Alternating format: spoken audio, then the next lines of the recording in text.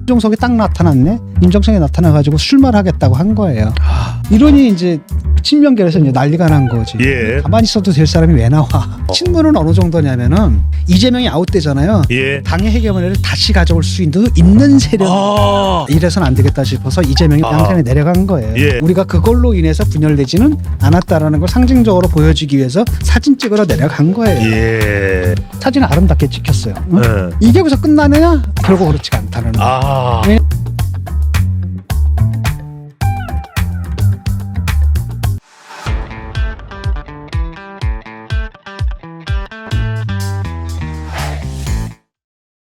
자, 이 상황에서 윤전동형을 발표하기 전날 이재명 대표는 추미애 임종석 대전쟁 속에서 양산을 찾아갑니다.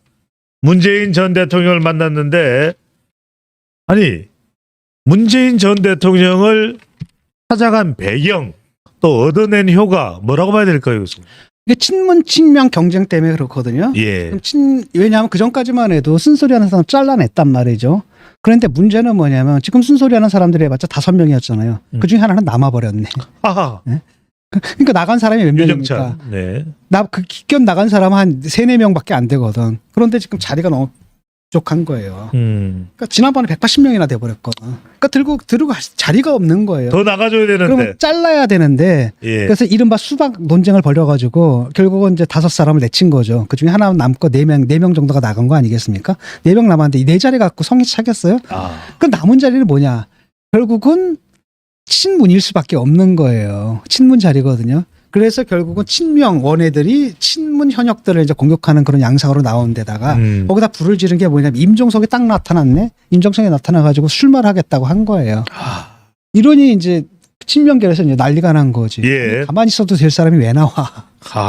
그러니까 자기 자리를 없애야 되는데 오히려 이제 딱 나와가지고 자기들이 갈 수 있는 자리 하나를 빼앗아 버린 거잖아요. 예. 그래서 싸움이 붙어버렸는데 문제는 뭐냐면 그냥 보통 사람들 같으면 그냥 큰 문제 없이 넘어가거든. 그냥 싸운다 하고 끝나는데 임종석이란 말이야. 하하. 청와대 비서실장이었어요. 하하. 그다음에 옛날에 뭐였습니까? 이게 전대회 의장이었잖아요. 하하. 지금 여러분들 까먹어서 그러는데 그 당시에는 어느 정도 인기가 있었냐면 고등학교 여학생들이 그 뭐지 책받침이라 그러나? 예. 거기에 이렇게 임종석 사진 예. 거의 아이돌이었거든요. 상징적인 인물이 나와버린 거거든요. 라고 하니까 저쪽에서 굉장히 불쾌한 겁니다. 친명에서. 그래서 딱 추미애가 이제 딱 총대 메고 건드린 거죠. 딱 가고 전 정권의 윤석열 정권의 탄생에 책임 있는 자가 왜 나왔느냐라고 하면서 추미애가 누구까지 공격을 했냐면은 문재인 대통령까지 딱 공격을 해버린 거예요.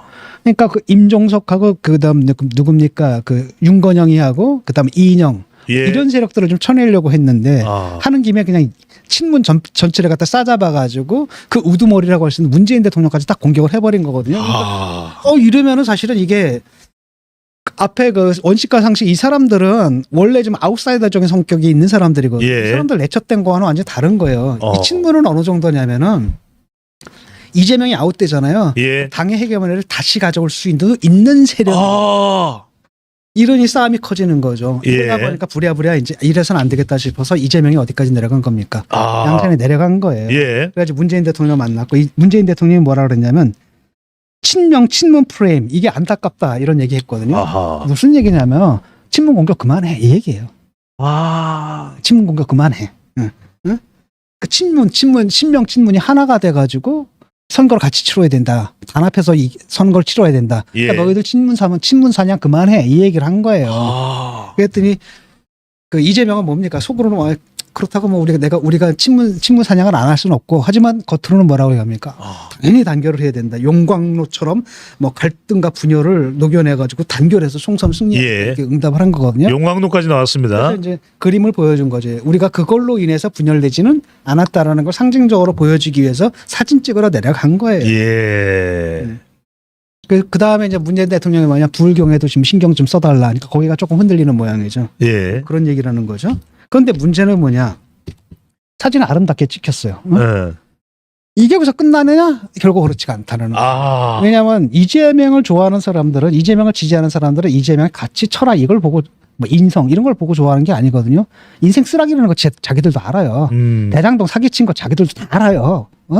아니라고 좀 잡아떼고 있지만 자기들이 더 잘 알지. 알면서도 문제는 뭐냐면 얘를 내세워야 우리가 공천도 받고 그다음에 당내 헤게모니를 잡을 수 있다. 예. 일종의 도구적인 존재입니다. 이거. 그렇기 때문에 얘들의 극성이 있단 말이죠. 얘들한테 공천이냐 이재명이냐 둘 중에 하나 포기해. 라고 누굴 포기할 것 같아요?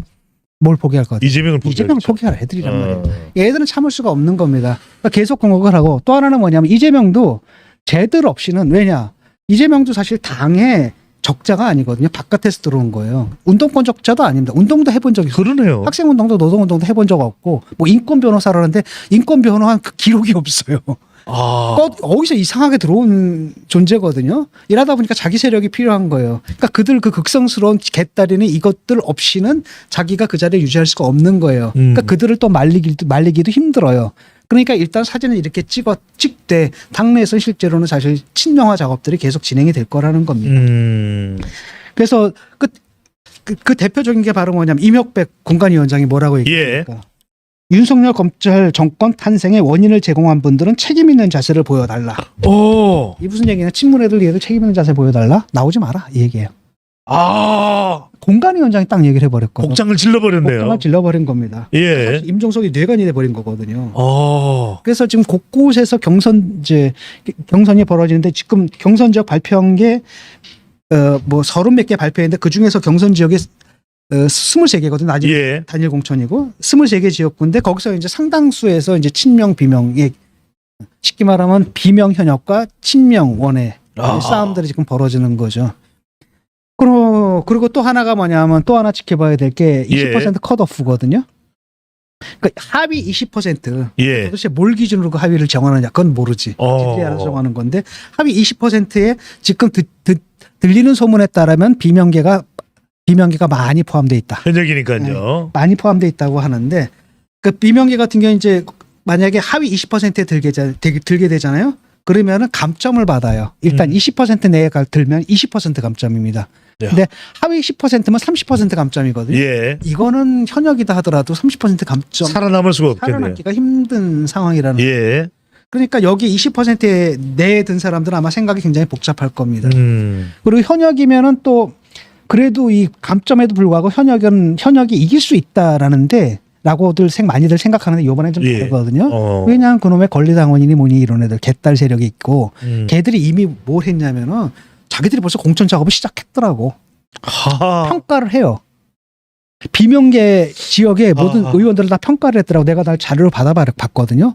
다 평가를 하는데 다 뭡니까?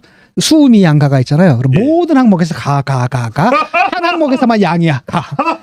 그러니까 10명인데 모든 평가가 똑같아. 비명계는 다 가가 양가. 가가 양가야.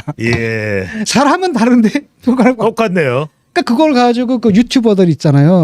그 김어준 에피고넨들이 있습니다. 김어준 비슷한 놈들. 이런 놈들이 나가지고 그런 걸 지금 하고 있다는 겁니다. 그래서 뭐 그게 이제 반영이 되겠죠. 어떤 식으로 반영이 되고 이런 것들이 바로 뭐냐면은 그 권리당원이니 이런들한테 넛지를 주는 거예요. 좌표를 찍어주는 거죠.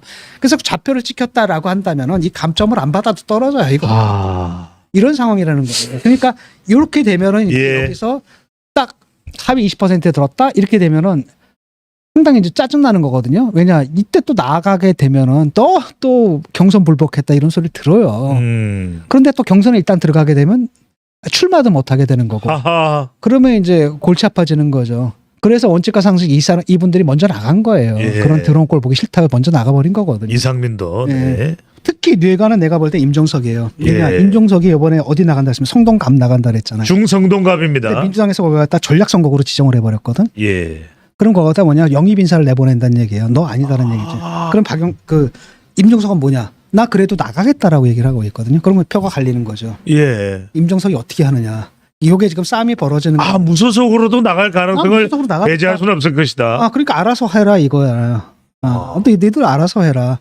만약에 쉽게 말하면 그 자리에 딴 사람을 갖다 내려보낸다? 라고 한다면 나 출마하겠다. 그럼 둘이 같이 출마해봐. 그럼 둘 다 망하는 거잖아요. 그러니까 민주당에서 부담스럽겠죠? 자, 너희들 부담스럽지? 잘 생각해봐. 나 떨어뜨려낼 거야 말 거야. 그다음 나를 쳐내봐. 어떤 일이 벌어져? 친명 대 친문 또 싸움이 벌어졌네. 예. 이래가 선거 치를 수 있어? 이걸 이제 믿고 있는 거죠. 그래서 임종석은 이제 버티고 있는 중이에요. 근데 요게 이제 뇌관이 될 겁니다 아마 이 문제로 어떻게.